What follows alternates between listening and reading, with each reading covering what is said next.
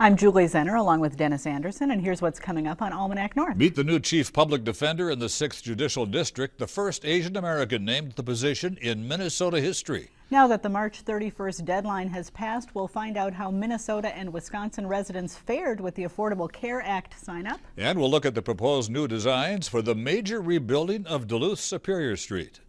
These topics and more next on Almanac North.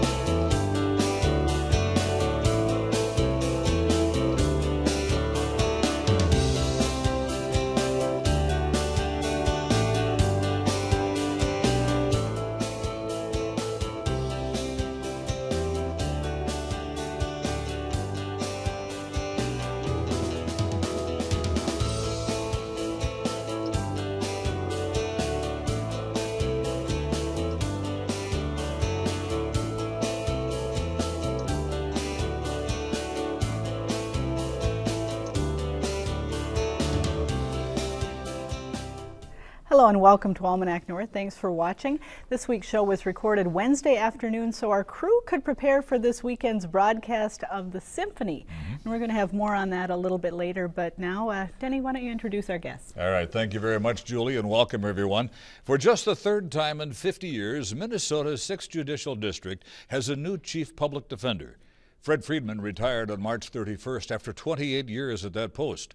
The new man in charge is Daniel Liu, who took over this week after spending the past 7 years as the district's managing attorney.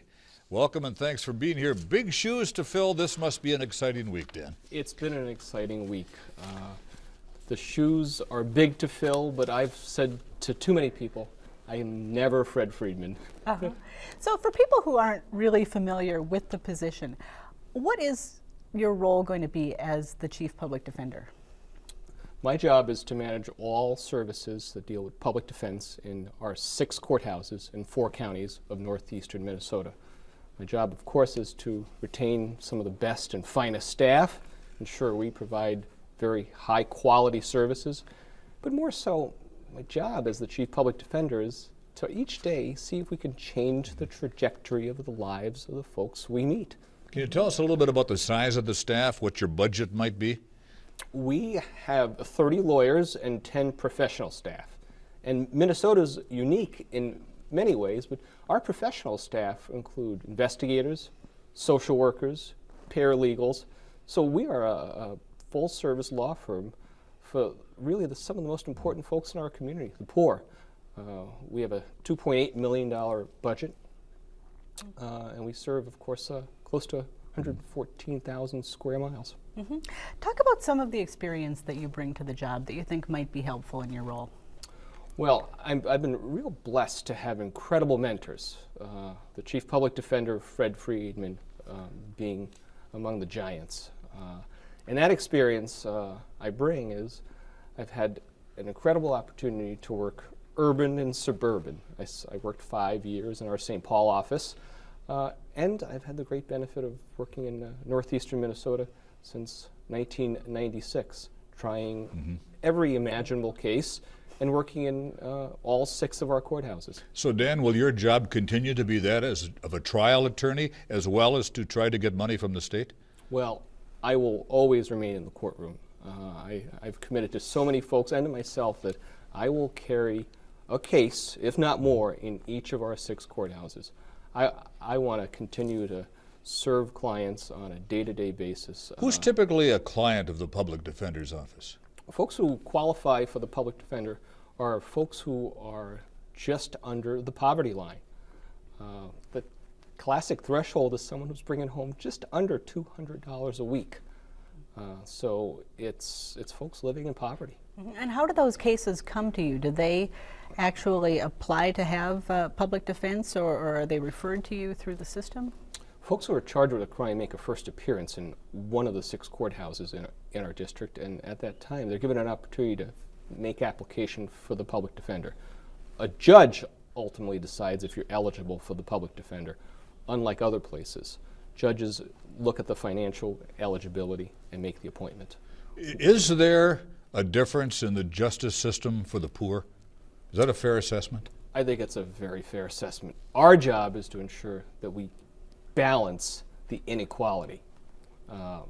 And that's ultimately what the 30 lawyers in my office and the 10 professionals do each and every day. If you're poor, you're going to have great quality of care, and we're going to make sure that the advantage that anyone would have, including the government, we even the odds. And we actually want to do better. We want to improve the odds and change the trajectory. So it brings up the question, why would one want to be a public defender rather than a private public defender? Well, or a private defender? I think folks in northeastern Minnesota, the lines aren't that blurred. Some of the best folks work for us, and there's a reason. Mm-hmm. There's a reason. We retain among the best lawyers in town, and that's because we have a part-time public defender system. So we have folks who work for us 75%, 50%, and also practice law on the street, getting paid. Yet that's how we have really great folks. We have that delicate balance and mixture. Mm-hmm. Now, much has been made in the media of you being the first Asian American to hold this position in Minnesota and one of a handful across the country. Do you think that that's significant? Oh, of course it's significant, in as much as Mom and Dad are very proud. I hope it's significant in that that I can inspire young professionals to think that northeastern Minnesota is a great place to raise a family, to begin a career, and to lead in public service. Real quickly, what's the best part of your job? The best part of my job is I get to look men and women in the eye every day and say, I'm going to help you. We're going to make a difference in your life. All right, Dan Liu, thank you very much. St. Louis County's new public defender, chief public defender. Thanks for having me. Thank you.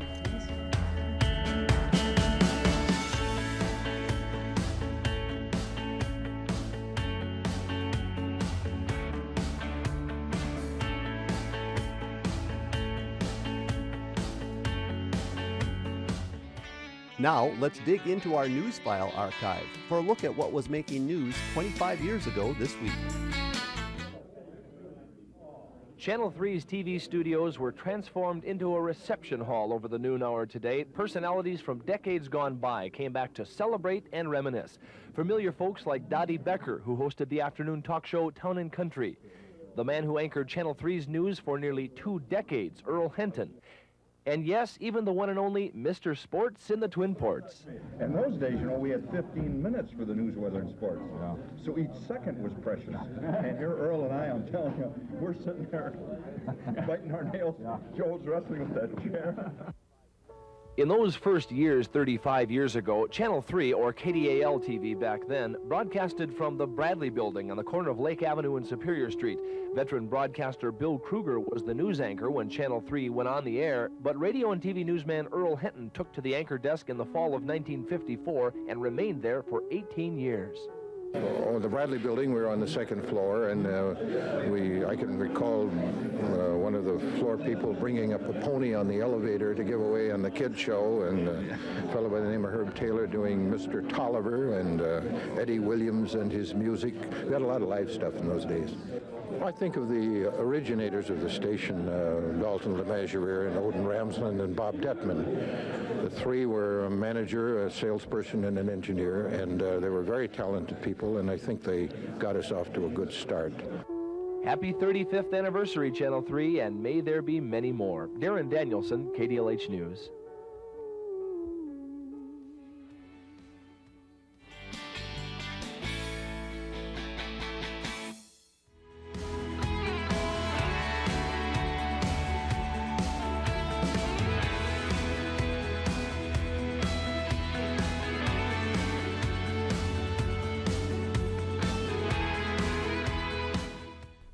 This week marked the deadline for Americans who do not have health insurance to sign up for a plan under the Federal Affordable Care Act. The states of Minnesota and Wisconsin took different tactics to the mandate, resulting in vastly different options. Gopher State residents could sign up for health insurance through the MNsure State Health Exchange, while the Badger State opted for the Federal Exchange. Joining us to talk about the issue is Jenny Peterson with Generations Healthcare Initiatives. Jessica Karpinske is with the Healthcare Access Office in Duluth, and Tim Sauter works out of the Superior Office of Johnson Insurance Consultants. And thanks to all of you for coming in at what must be the end of a pretty busy week. Yes, it sure has been. It's been such a change for the entire country. But Jenny, how would you characterize the sign-up period here in our region? We called it March Madness, and not in the sports way. It was very, very, very busy. As you can imagine, people tend to be procrastinators, and so we had lots of people calling in at the last minute, and they certainly, many tried to get insurance, as you saw from the numbers that have come out this week. 169,000 people in Minnesota applied through MNsure. Tim, fill us in a little bit. How does the Affordable Health Care Act work once you've signed up? Once you've signed up, you're allowed to pick a plan. Well, in Wisconsin, that's pretty simple because there's one insurance company for the northern 10 counties of Wisconsin. Minnesota's a little better, quite a bit better, 4 or 5 companies to pick from. Mm-hmm. So you're able to pick a plan, and then you get a bill from the insurance company, or you pay online, and then your insurance begins the first of the next month if you enrolled in time. Mm-hmm.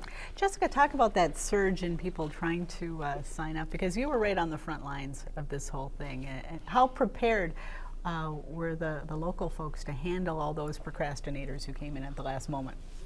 Well, we've been working with a coalition of navigators in Duluth. So we had people at the Lake Superior Community Health Center, Community Action Duluth, CHUM, and then Women's Health Center also has navigators available. So we were really able to work together to handle the load of people who came in at the last minute, though there were people who showed up in our office on Monday afternoon and said, yeah, I waited till the last minute, can you see me now? And our schedules were pretty full already. So so there was a form on MNsure where people could go and they could fill out a form online and say, I tried to apply but haven't been able to actually enroll yet. Mm-hmm. And that will hold their place after the deadline on the 31st. Jenny, there may be folks watching this program who missed the deadline. For those who missed the deadline, what happens next? Well, it's rather unfortunate because the next open enrollment period for individual plans is on November 15th. So they will not be able to purchase a plan unless they qualify for Minnesota Care or medical assistance. And we really encourage people to see, because they may qualify. The income limits are generous here in Minnesota, or if you're a member of a federally qualified plan, or if you have a qualifying event, as for example, if there's a marriage or a birth or you lose your job. So it's still open for some people to apply. So I want people to know that there are some options. And others will be penalized on their taxes? Correct. There is a penalty. It's either like 1% or $95? Correct. 1% of your income, $95. Okay. Mm-hmm. Tim, you mentioned that there was only one insurance option for folks through the Affordable Care Act site in northern Wisconsin. What was the hesitancy of the insurers to jump on board? Have you talked to them? What were their issues with it? I think it has to do with money. It has to do with potential for profit, risk of loss. Many insurance companies just stood on the sidelines and said, well, we'll see, maybe next year. Throughout the state, you have to remember there's not a lot of people in northern Wisconsin. Mm-hmm. Throughout the rest of the state, there's competition in virtually all the other counties, but in the 10 northern counties, there's not. There's just the one company, Security Health. Were there a lot of people in this northern part of the state that actually went out and purchased insurance through private insurers instead of going through the exchange so that they could meet the law's requirement but just kind of bypass that whole system? Not really, not really. I would say the people that qualified for subsidies pursued them. You know, the people who bought outside of the exchange were above the income guidelines, so they weren't going to qualify for a subsidy. Those are really the only people. When you look at the folks who signed up with MNsure, are most of those people who qualified for the subsidies, or are you getting people who are actually paying their way, you know, full freight for the insurance? We got a few people who are paying the full premium amount, but many people qualified for a subsidy. Jessica, did you find a lot of confusion amongst those who were signing up? And maybe that's why there was the delay in signing up? Yes, there's a lot of confusion, a lot of people who went on the website and couldn't figure out how to navigate it for whatever reason, whether it was just they were entering information incorrectly or didn't understand that they needed to actually create an account and apply versus just look at plans. So by seeing a navigator, we were able to walk them through the whole process and help them get enrolled. Did they find it less difficult once the navigator gave them assistance? Yes. They did. Yep, in most cases. Not quite as scary as yeah. they had originally thought? Yes, definitely. So MNsure separates people out into medical assistance, then Minnesota Care, and then a qualified health plan. And we found that, you know, Minnesota Care and medical assistance were fairly easy, but the qualified health plans involve a little more research and time explaining how that works for people. Any statistics back yet on what the makeup of the folks were who signed up? Did you get enough of the young, healthy folks who need to help pay for the others who may be less healthy or older and more need of Unfortunately, the we don't have services? that data right now, Julie. We're really looking forward to it too, because I think it really can help us next year for planning. So we're waiting for it, but it's all in the MNsure system right now. And this whole thing a good exercise that should make things smoother next year? We hope so. Hopefully. And again, it's November 15th before folks can sign up again. Correct. Okay, For that's an important to effective know. date of January. Pardon me? Their insurance wouldn't begin until January Yes, 1st. of next year. All right. Well, thank you very much for coming in and helping to clarify some of this, and hopefully the folks who needed it signed up and got what they need. Thank Thank you. Thank you. Appreciate it.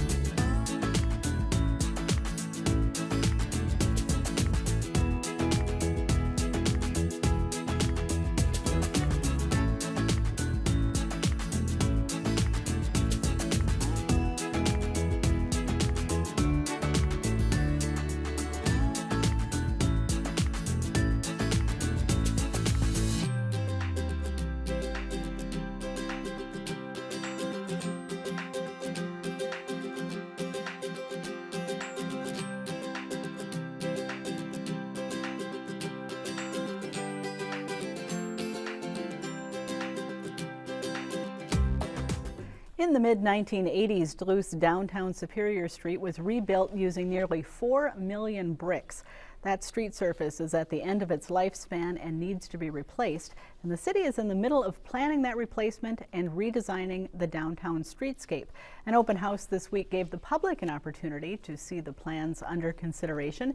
Joining us now is Keith Hamre, the city's Director of Planning and Construction Services.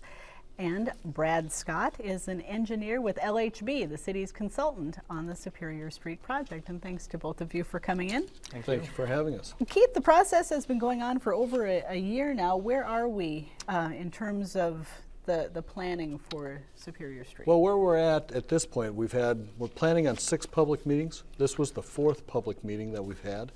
And we started the process with taking up on West Superior Street, taking up the bricks and putting in asphalt in the driving lanes to make it a smoother surface, to kind of get people to see that we need to do something. The bricks were wearing out. We've got to start to make changes. And in making those changes, what do we want to have for the downtown, our main street of Duluth?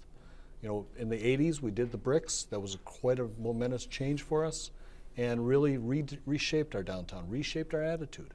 Then the Lake Walk came in, so now we've got Canal Park that's boomed. We've got the downtown, the eastern part of the downtown of Superior Street that's really getting some life around Blackwoods and stuff, and the Sheridan Plaza and Karpinske, and we're seeing Duluth Trading Company coming in.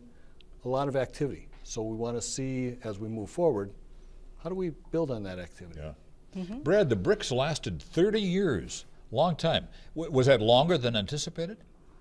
I think originally they'd hoped that they would last about this long. They have seen deterioration. There's been issues with maintenance and the cold weather. I think even when the bricks were initially going in, there was a lot of questioning of was that the right choice for Duluth. Certainly the aesthetics, I think everybody can agree that it really gives the downtown a unique character, but in terms of its durability and its suitability to a northern region like ours, that's an open question, I think. Keith, the bricks were unique. How will Superior Street look once it's newly reconstructed? We won't have the bricks. Is there something else that's going to be a wow factor? Well, you know, we're looking at the bricks to highlight the parking areas. So we want to keep the bricks. People have talked about they like the bricks, but they also understand the bricks on the sidewalks, especially at this time of year with the snow and ice, made it a little bit slicker. So they said, let's make a better walking surface, but let's also make some unique surfaces. You know, make some different textures, different colors. Also create gathering spaces.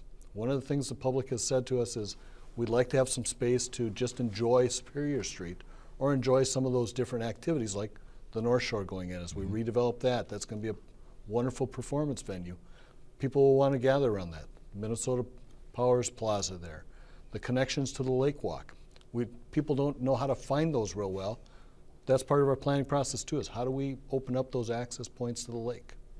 Brad, we have some of the images that have been shared during the public meetings, and if we could get those up, maybe you could just walk us through what people are seeing and what some of your ideas were as you were putting these designs together.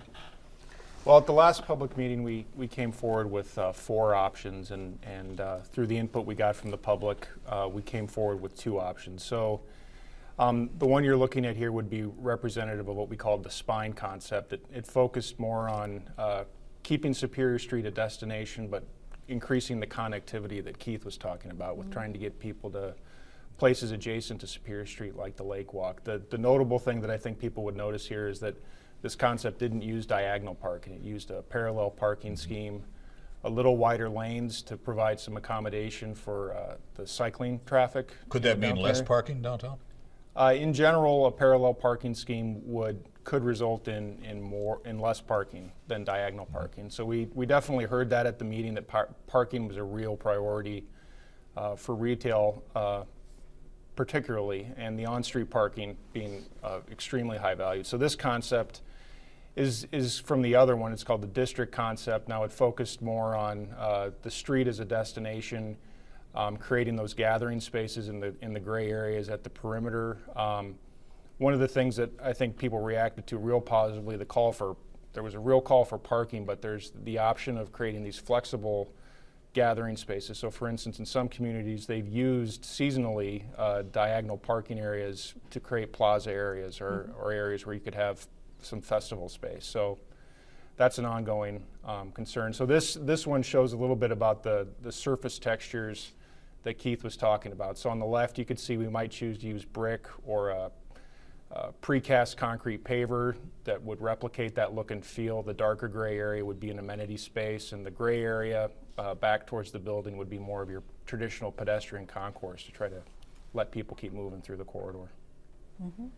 Now, how has the city worked with businesses down there to make sure that when this all starts happening, there isn't too much disruption? Because sometimes downtowns can be very vulnerable. What are you doing? That's really, after we finished the public meetings, we started with 4 design concepts, gotten down to 2, really getting to 1. At our next meeting, we want to have just 1 design concept so that as we work through the summer, that's the next steps. The sequencing of the construction, the planning for businesses so they know when there's going to be limited access to their business. How do they plan for that? How do we make sure that we have a marketing message of Duluth is open downtown? Here's how you get there. So can here's you what walk it's us gonna look through a planning schedule? It won't start this summer. No, we're looking at construction in 2016. So the design to be done by this October, and then start the bidding process over the course of the winter months and have a bid, and actually then have the marketing campaign unrolled, work with the businesses so they're ready for when their section is going to be worked on, how do people access their business, and working through that each week, kind of an ongoing Sure. public campaign of what's happening in downtown What Duluth. kind of funding is available and how much?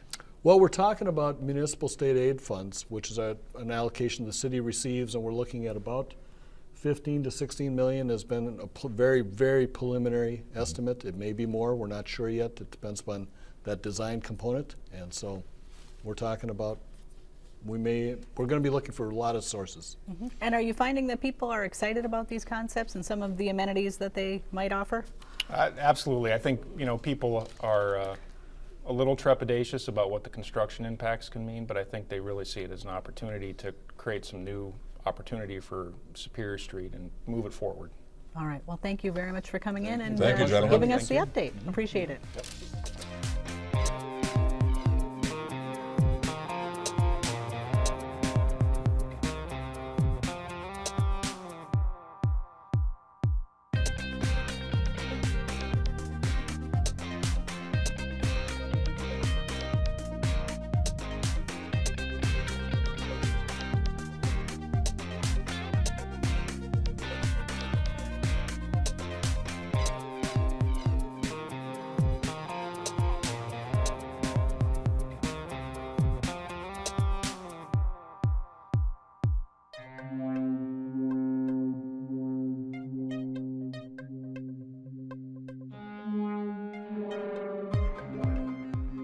It's time now for the week's business news from Business North. 2 weeks after learning Duluth Superior magazine was folding, another publisher announced plans to launch a new lifestyle magazine. Page Me Publications, which also produces The Woman Today and Moms and Dads Today, will launch Duluth Superior Living magazine in July, said owners Patrick and Glenda Sherman. Patrick Sherman said the publication will target a less focused audience to entertain, inform, and educate readers. All three of the company's magazines will have separate staffs, and all three will be distributed free of charge. Owners of Duluth business property might have to pay a new monthly fee to raise money for street repairs, Chief Administrative Officer David Montgomery said at a Tuesday forum. Those rates would range anywhere from $40 a month to $300 to $400 a month for the very largest businesses. A fee has benefits over a property tax because it can be levied on both private companies and nonprofits, said City Councilor Jennifer Jolsrud. Jolsrud serves on a task force investigating ways to replace $6 million in street repair money formerly provided in lieu of taxes by the Fond du Duluth Casino. Passenger volume continues to grow at Duluth International Airport, which is negotiating with carriers to possibly add service to Denver, Atlanta, and even Mexico. During a Wednesday presentation in Superior, airport exec Tom Werner said Duluth is bucking a nationwide retrenchment trend that is evident at smaller airports. This year, local passenger growth is expected to reach 8%. Werner said any additional service will help reduce airfare prices in the Twin Ports. For more on these and other stories, visit businessnorth.com. If you have a comment about the show, call now, dial 218-788-2849 to leave a message or send an email to almanacnorth@wdse.org. And don't forget to visit the WDSE website for the latest on your favorite PBS programs, news, and special events at the station. And Denny, don't miss WDSE's broadcast of the Duluth Superior Symphony Orchestra Saturday evening. That's live at 7 p.m. That is always a good viewing, a favorite program whenever we do that broadcast. So again, another chance. All right, I hope folks watch. For Denny and the crew here at Almanac North, I'm Julie Zenner. Have a great weekend, everyone.